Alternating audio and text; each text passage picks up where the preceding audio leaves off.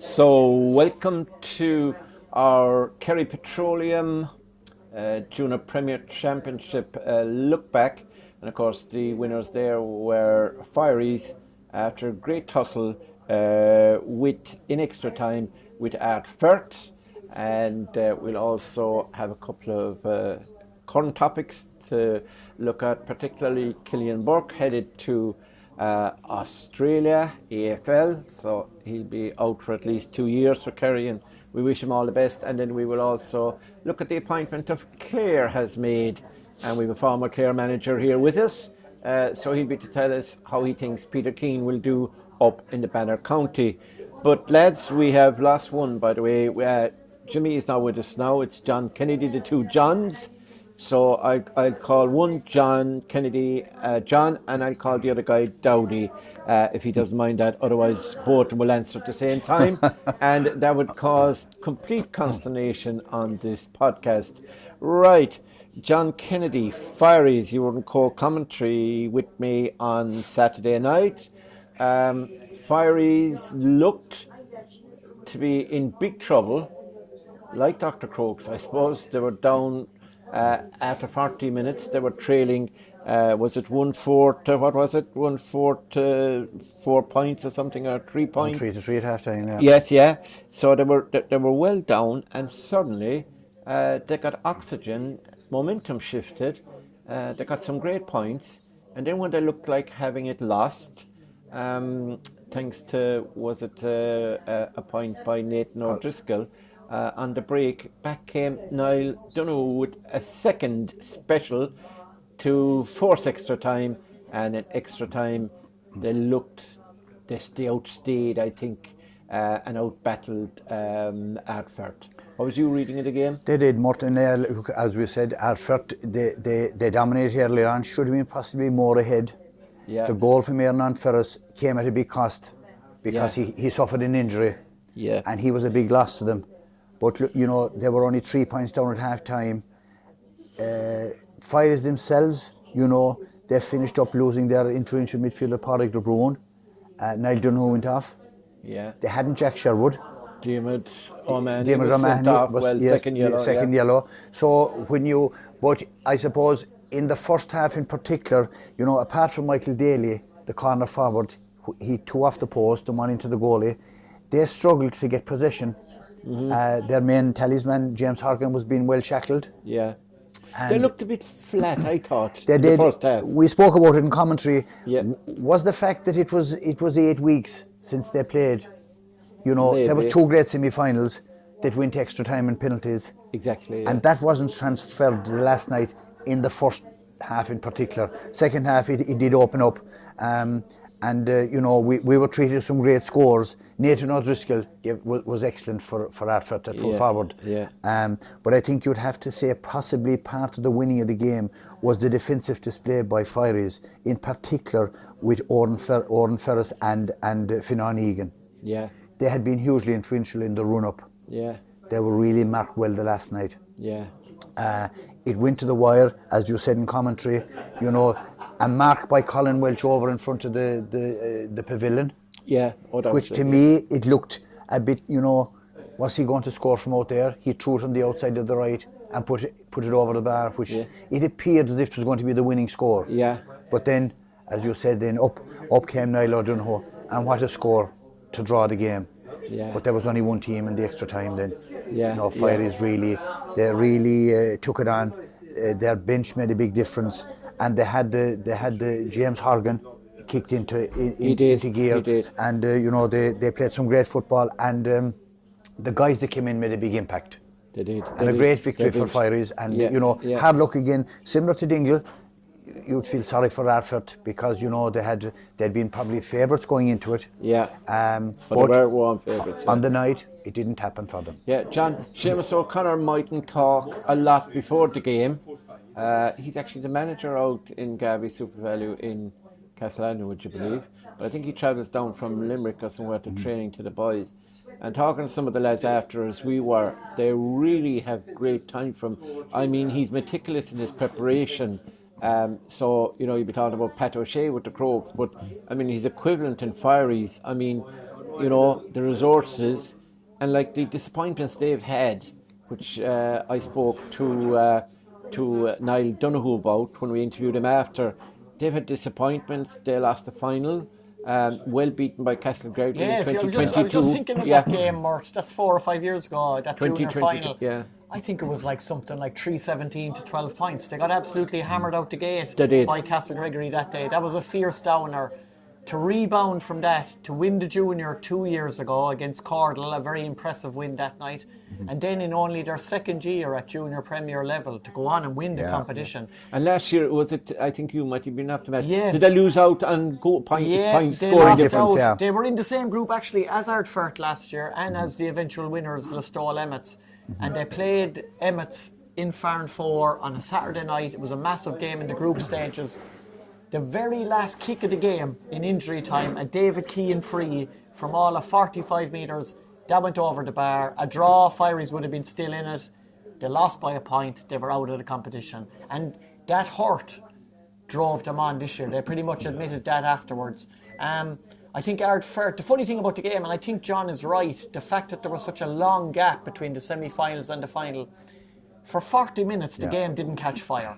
No, it was at all. No. And Clive O'Callaghan, our clubber man here, who's a coach with Ardfert, he admitted after the game that even when they were leading by 1-6 to 4 points, they were 5 points ahead. He never thought they were playing well. Yeah. Even at that stage of the game.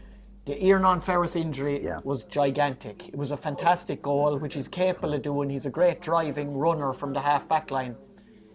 They were 5 points up. All of a sudden, it clicked for Firies. Yeah. It just clicked. They got 5 points on the trot.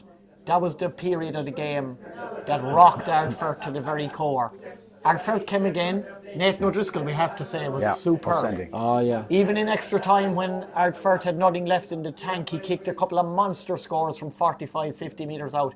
He finished with 8 points, 5 from play. He was superb. But Firies deserved it. In extra time, they were far the better team. And a massive point that John made. Jack Sherwood is their talisman, has been for several years. Yeah. Was close enough to getting back for this game. They'll hopefully have him back for Munster now, but didn't make it. Padraig de Bruin didn't finish normal time. Niall Donoghue, they were the 2 best points we saw in Austin Park over the weekend. Yeah. His 2 points. The first one, he slipped. The second one, he got a real savage tackle just as he kicked the ball. Yeah. How the two of them managed to get over the bar, they really were 2 absolute wonder scores from an inspirational player that brought them to extra time. But then he was gone off very early in extra time, injured. Yeah. Diarmuid O'Mahony, one of their massive players, 7 minutes into extra time, red card, second black following a yellow. So you could say that Firies finished that match without their 4 most influential players and still did the business. The leadership of Mike Dawley, the youthful exuberance of your Stephen Palmers, the influence of Cian Doe off the bench, absolutely massive for Firies. They totally deserved it in extra time. They were the better team. It's a brilliant story. Their development underage all the way through the ranks, the work that's going on in that club. They have a big pick of players now, and they will continue to have a big pick of players over the next few years. I remember actually doing an interview with Darragh Canada 3 or 4 years ago. He mentioned Firies as one of the clubs to keep an eye on over the next 10, 20 years, along with Milltown, Castlemaine, and Fossa and others. As they say, John, it's where people are building houses now. Absolutely. They're moving out a little bit from the bigger towns, and it's those catchment areas that where people are settling is going to lead to more success for Firies and other clubs in that similar scenario down through the years. But due credit to them, Seamus O'Connor, fantastic, and Seamus spoke eloquently, superbly after the game. This is huge for them. It's a huge disappointment for Ardfert. It's like Ardfert, Ballymac. It's like Dingle, as John says, in the senior. It's a bit like ourselves now in the junior. Tarbert, like 2 finals in a row losing. Ballymac, Ardfert. There's a lot of these teams are so close, but it's, at the end of the day, it doesn't matter if you're so close if you can't get over the line. I think I tell you a funny one. I said at half time that it was an exciting, first half and back for the second half, that kind of way. And some guy texted me and said, "Are you watching the same game as we're watching?" So you were very quickly corrected on these things. I think Firies had 8 different scorers, and Ardfert had only 4. Yeah. I think that was crucial as well, John. The spread of scores, as you said, the guys who came on, Dara Brosnan fired a point over as well. They had so many different. They weren't entirely dependent on James Horgan this time. No. And that's a good sign of a team. But I think leaders is what you want when you're up against it. We were talking about the Crokes leaders, the Brian Looney's, you know, these guys, Kieran O'Leary, etc., Gavin White, the guys who go forward. Now, if you're looking at Firies, you're looking at the likes of Niall Donoghue. Yeah. I mean, what a leader that guy is. And he scored points as well for East Kerry Long in the championship. He's one of the better, he was injured, I think, won the games, but he's one of the better Stephen Palmer. East Kerry games.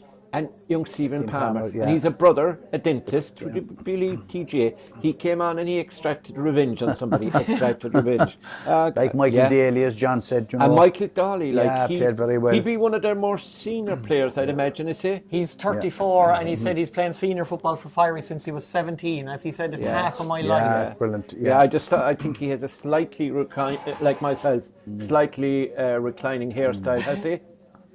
I think Padraig De Bruyne is another guy. The He's work huge. rate. He his played with work Limerick. rate. Yeah, with Limerick. Yeah. You know, his work rate the last night, you know, was absolutely incredible. Ran himself to a standstill and had to go off in the end. But the one thing, Mort, is, I've said this during the week to somebody, is that we played out in a county league game there at the start of the year, their B team.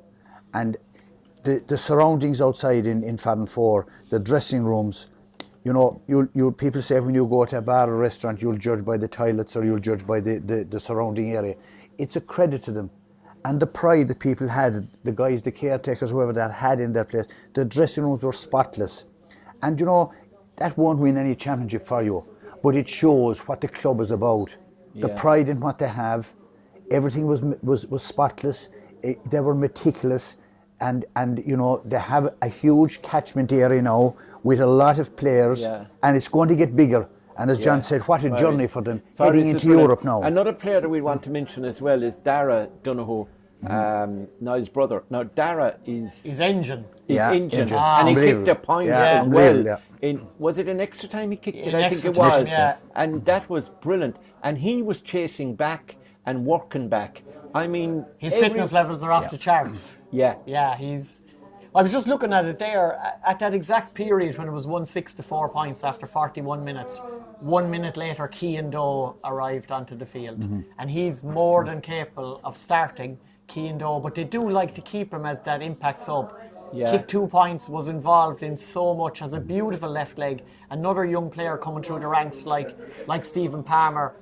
Like Stephen Palmer is talking to us afterwards. He's had a serious groin injury all the year. It affected him with the Kerry under-20s. He could have been a big asset to Tomas O'Shea's side this year, but the other brother at cornerback, Chris, and he looks. When we were looking at him, he looked to be the smallest of them. I think he's the second. Is he eldest? He was probably picking up Finan Egan. He was Finan Egan. Really he did a brilliant job. He's tenacious. Tenacious. Played the ball.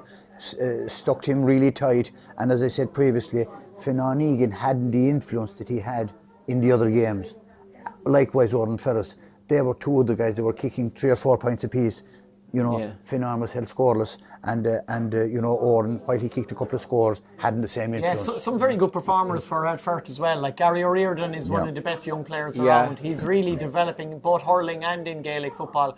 He's a fine player. I thought Michael Lean put in a savage he did at midfield. Amount of work rate around the middle thought he was of the field. very good there. And Brandon Barrett as well.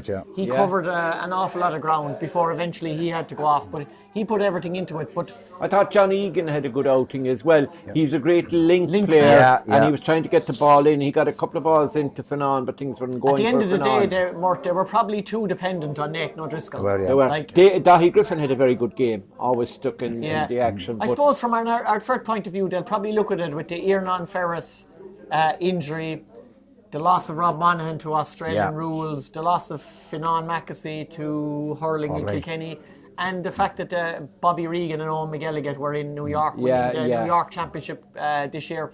They're like huge players, for Ardfert. Everyone talks about Ardfert having a big pick and a lot of players and a good panel, good deep panel. Yeah. But you're talking about some serious top class players there. I think Ian Ferris, I think the loss of him cannot be calculated. You cannot put points or goals in it, but I think he is an attacking wing back. He's a tough defender, and he showed the way he can get the goal. He can hurt teams. And he was still under 21 this year, Ian Ferris, so he's got an awful lot of development left in him. He could be a player to look forward to over the next 10 years. I think he can progress further. I think he'd go further as well. Now, they're away into, Sunday week now, I think it is, isn't it? To Finnar from Waterford. Yeah. And you'd be expecting them to beat Waterford. Nothing against Waterford football, but you're expecting a Kerry team to beat the Waterford team, wouldn't you? Yeah, if it follows the trend, Mort, the junior, we seem to be a bit ahead of our opposition in Munster, to be fair. Maybe with the exception of Cork in Munster. Yes. And you would be expecting, it's a trip away, it's a trip into the unknown. And, once their injuries and that are right, they should come out of that with a comfortable enough win. Yeah. And as for Ardfert, as you were saying, obviously they're going to be disappointed because they lost this one. But they're never far away in the competitions. And I mean, they're all Ireland intermediate winners. They won the junior. They won the junior and the intermediate in successive years, didn't they? Yep. 2006, 2007 or whatever. And then they came along and won the intermediate again in 2014, 15. In this competition next year, just quickly looking ahead, it'll be fascinating just to see how Ardfert and Ballymac respond, because definitely in the last 2 years they'll both feel that they could be county champions at this stage, and they could be playing intermediate football, but they just have to put the disappointments behind them. They know it can be done, other teams are doing it, and they've young panels, they can come back again, so it'll be fascinating just to see how they do next year. Absolutely. So that's congratulations to Firies, winners of the Kerry Petroleum Junior Premier Football Championship, and we wish them well in Munster. I think they will definitely should get to the final. I'm not too sure the draw in the semi-final. Is it Cork opposition or what?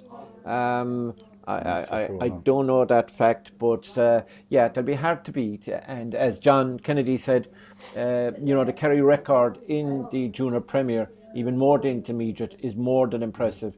So we wish them well. We wish Seamus O'Connor and his management team and all the lads as well the best of luck, and we hopefully will be seeing and reporting and commentating maybe along the way. Now, there's been a bit of breaking news over the last week, and there was some breaking news today that maybe Kerry people will be aghast at and saying, oh my God, not another one, because we have another of our young hopefuls, a lad from Milltown Castlemaine, Cillian Burke, who was very effective for Kerry in a couple of games last year, got injured. He's Kerry under 20 player. They were beaten by Tyrone in All Ireland semi-final. He was involved with them that year. Ball came off the post, and it was a Canavan who scored it, but Rory. Very unlucky. Declan was in charge that year. So, a good young player.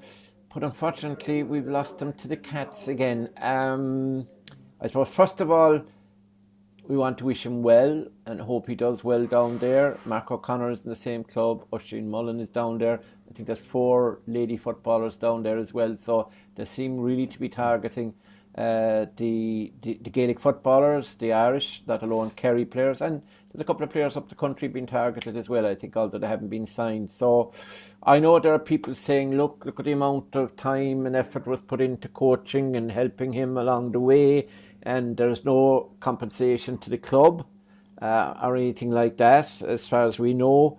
Where's it going to stop? First of all, in Cillian, he's a huge loss. Oh, he's a huge loss, Mort, there's no question. And like you said, we wish him well. Great opportunity. An opportunity that a young fellow will not turn down, because you won't get a second chance. No. But from a sporting and from a Kerry point of view and from a Gaelic football point of view, a huge loss. Yeah. Huge loss to Milltown, but a huge loss to Kerry, because he's one of the exciting talents. I think we saw when he came on against Armagh what he can do, what he's capable of doing. He's only in the developmental stage, and huge potential. The bigger picture from a Kerry point of view, I think, and from an overall Irish point of view at intercounty level is, where does it stop? because it's the best of the players that are being targeted. Yeah, the cream. It's the cream, and it's going to affect our county team. There's no question or doubt about it. And Jack would have been penciling him in. Now he probably knew he was going to go, but like last year, Jack had been thinking of him as a number 12 or a number 14 or whatever he was going to be. So I mean, now he's left, and you're looking who's coming up. Another hopeful for around the 20s, Tomas Kennedy. There's rumours about Tomas. There's rumours about Luke Crowley, and obviously when he gets to the age, our brilliant minor. Ben Murphy from Stacks. There's rumours about Charlie Keating, and so. Ben like is a good friend of Rob Monaghan's, and Rob is out there, so you wouldn't blame Ben for understanding him. And as I said, we have no knowledge of that yet. No. We're listening to lads.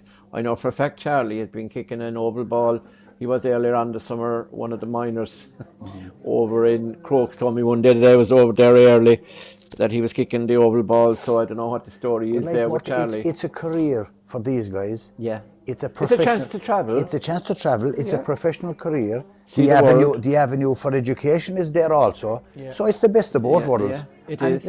If you're given that opportunity, you won't turn it down. But from a GA point of view, it's a serious problem. Yeah. The cream and the best of our players are leaving. Yeah. And it's detrimental to our game. Yeah. And Cillian Burke. But how can you stop it? You can't stop John? it. You can't stop it. No. John, I know when you wanted to travel and go to somewhere exotic, you got to Ballybunnon, didn't you? Yeah. And the ladies' beach. And the ladies' beach. And that's about in July. That's about as far as you got. John O'Dowd, what's your thoughts? Undoubtedly, Mort, from a Kerry football perspective, this is a hammer blow. Like, let's call a spade here. Cillian Burke was a breath of fresh air during this inter-county season. He himself in Dylan Ganey, sorry. In a season that didn't have too many bright shoots, as you say, the development and no all-stars. The development of and to be fair, I don't think we can complain about no all-stars. No. But Cillian Burke and Dylan Ganey were the two bright sparks who came into the Kerry Senior panel this year. Cillian Burke played in all 7 championship matches. He made 3 starts and 4 substitute appearances. And it was probably his 2 substitute appearances in the quarter-final and semi-final against Derry and Armagh that stood out. Yeah. Like, everyone knows the turgid nature of that quarter-final against Derry. When he came on, it was a spark. It was a light in the darkness. It was a breath of fresh air. His directness, his strength, his physicality, his ability to kick a score. You can see exactly what the Aussies see in him. You know, he's a prime prospect to go and be looked at in that game. And one thing he'll be very lucky is that he will have Mark O'Connor, who's there already. He can take him under his wing. He can be a big help to him, a fellow county man. That's massive.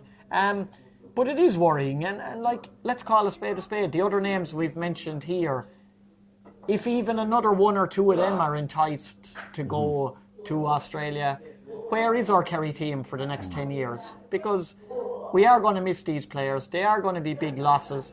These are the players you want to build around your future team around. When the Cliffords and the Sean O'Sheas are getting older and stuff, these are meant to be your new leaders. And they're meant to be the new presences on the team that bring the X factor. Because that's the word. The Aussies are after the X factor players. The best player in the under-20 championship this year was Owen McElhone from Tyrone. Yeah. He's strongly linked with a move to Australia. The best young fullback was the all-star fullback last year, young McAvoy from Derry. I think he got 2 goals, remember, in the National League final against Dublin. Yeah. He's been strongly linked to a move to Australia. They really are looking for the best players in all the counties. Like, as an amateur organisation, what can we do to keep them from, if they want to play a professional sport? That's the thing. Yeah. Now, nobody wants to talk about it. It's the fly in the ointment. Do we think if Gaelic football was professional that these fellas would still go because of the lifestyle in Australia, because of the weather, because of all the other attractions that Australia have? Or do we think that they would stay if Gaelic football was a professional sport? I suppose it would never or be professional. So there was some bit of reward. Yeah, it's unfortunate. I suppose there's mixed views on it. There are certain people who say no way should they go in terms of we can't afford to lose them. But you have to look at the individual and what's best for him. And if Cillian and anybody like him thinks that it's to travel and make a professional career. Like Kevin Moran went to Man United in the 80s, around your time, John. And, you know, there was no talk. He'd won a number of All-Irelands with Dublin, obviously, but had lost a few as well. And he went over, he was a trained accountant and qualified or whatever. And he went to Man United in a very successful career there. So what's the difference with Mort, going? like Mort, these things have happened in Kerry before in different sports. Yeah. John would have played with Mick Galway. That's right. Yeah, exactly. Mick Galway became captain of Munster, became an Ireland player, became a British and Irish right. Lion. Legend of the game. Moss Keane back in the day. Billy Dennehy was a Kerry minor, wasn't he? That's right. In He the was, time of yeah. Kieran Donaghy and players was, like that, yeah. and he ended up playing with Sunderland, and he had a professional career, came back at Shamrock Rovers, etc., etc. Yeah. Sean White from the Stole was a great Kerry minor, and he went over. Obviously, So back it's to not Ty Kennelly. Ty Kennelly, do you know? It's not new. No. It's not new. Right. Something that is not new is a Kerryman being involved in Clare, and let's put it like this, John. I think you're guilty on this as charged, and you were up there for how many years? 2? 3. 3. Oh, well done. You were there for 3 years. We had Mark Fitzgerald there recently. Donald Buckley was there. Paddy O'Shea was there. John O'Keefe. Mick O'Dwyer. Mick O'Dwyer. John O'Keefe. John O'Keefe. Did he not win a Munster final against us, did he? Oh no, that was Mon, was it? Did you win a Tommy Murphy Cup, John? Tommy Murphy Cup, yeah. You won a Tommy Murphy Cup? Yeah, it's great seeing ST men win a cup. Anyway, and we move on. Thanks, Sorry, apologies to anybody in ST that I've offended. I will be out and I will light the Christmas tree for you on Christmas Eve. Anyway, so Peter Keane has been, well, he has to be ratified, but that's a matter of form. He'll be moving to take over Clare. I think Mark Fitzgerald, if he hadn't moved to Kerry, would probably have that job for a couple of years. He was doing a good job there. Then he moved back down to Kerry to join Jack O'Connor's management team. And again, you couldn't blame Mark because any chance to be involved on a team that's one of the favourites always for the All-Ireland, you want to be involved in that setup and your skill set is improved, etc. And you're obviously dealing with players like David Paddy, Clifford Shawnee, Shade Lasbuet, Paul Ganey. So, do you think it's a good move definitely for Clare, I'd say. Do you think it's a good move for Peter? Well, I'll tell you what, you know, a lot of people would have said when Colin Collins left, that Clare football would actually slide down the ladder again. Yeah. And Mark Fitzgerald came in and he did a great job. Yeah. And they were third in Division 3 last season. Yeah, very unlucky. You know, I think the game above Inuri against Down was the deciding match. Yeah. And it was quite competitive, and we see what Down have done, a decent side, and they've got promotion. Yeah. So I think there was a very unlucky loss in Westmeath as well. that was the one. Controversial. That was the one. decisions. That was the big one. Yeah. But the people in Clare, the GA people, football people, had a great time for Mark Fitzgerald. He got on well. He fitted in well, and you know you need to. That's mostly West Clare, isn't it? Mostly West Clare. Yeah. But you have, you know, Aerogue won the county title last weekend. They beat Kilmurray Brick in their Ennis. You have Wolf Tones and Shunna from Shannon. So there is quite, while it's a small base in West Clare, the quality of players in every county, you have a quality player. Yeah. And I think it's before Colin Collins was there, I think maybe some of the better players might have gone to the States or gone away. Yeah. But that trend has stopped. Peter Keane coming in will be seen as a big plus. He's another high-profile manager. Yeah. He's a successful manager, and he's a Kerry man. There's a great affinity with Clare, and West Clare in particular, to Kerry. We've said that already with the Mounty Kerry guys that have been over there, and you know there's a tremendous respect and the knowledge and the level they've been at. And certainly Clare, they have been really competitive in Division 2 for the last number of years. Unlucky not to go to one on one or two occasions, but competitive, consistent, and they will look at the championship, their draw this year. They're avoided Cork and Kerry. Yeah. There's a possible Munster final appearance for Clare. Yeah. It's a long way off, but it's a possibility. Yeah. Maybe Peter Keane coming up against Jack O'Connor in the Munster final. What about that? Peter versus Jack in the Munster final. How would that be? Two South Kerry men born within 10 miles of each other. How would that be a nice flavour to that? It would be very interesting. Yeah. I'd say the media the media nights would be brilliant, wouldn't they? And go back to this year's Munster final over in Ennis. Clare were quite competitive that day. They made it a much better game, and it was a fantastic atmosphere there that day. It was a lot better occasion than a lot of people would have predicted beforehand. Did he do a cruciate? I'm not sure Is it about Evan that. or Emmett McMahon. Emmett McMahon, McMahon, Fine player. I think he's done. Yeah. I think. What I think will be interesting is after Colm Collins resigned, Mark lost a good few players at the start of last year. And some of the big names in Clare opted out. Some of them retired now. Some of them, like Cathal O'Connor, the big midfielder, they were probably at the age of retiring. But what I think will be very interesting is if some of the lads who did take a year out, will they come back in now under Peter Keane? I'm thinking of the likes of a Keelan Sexton or a Jamie Malone or Owen Cleary. The three of them are really top-class forwards, top-class players, and Mark had to do without them this year, which makes his success, relative success. I think more Malone impressive. missed. Is he 6 Mile Bridge? Clare. He missed the hurling this week, did he? Oh, Cleary, in Milltown, he played. I think he was actually. I think he was either playing. I think he might have been playing abroad. I think he might have been in America for championship on Cleary this year. But Keelan Sexton, I think he might have been playing in the county final last week. He was in the States for a bit. He's Kilmurray Bricken. Dermot Coughlin is another young player that has been cursed with injuries. And you know, if he gets those in, as you say, those 3 forwards or 4 would hold their own in any company. And interesting question for you now, both of you. You're both reasonably intelligent men, right? Is there a possibility that Peter could bring, I'm not saying inter-county panellists from Kerry, but a couple of Kerry players with him who would join Clare clubs and play with Clare? Fellas he know, maybe from Listry or Milltown or Killogran or wherever, might, because we have a Stacksman up there, haven't we? In Clare.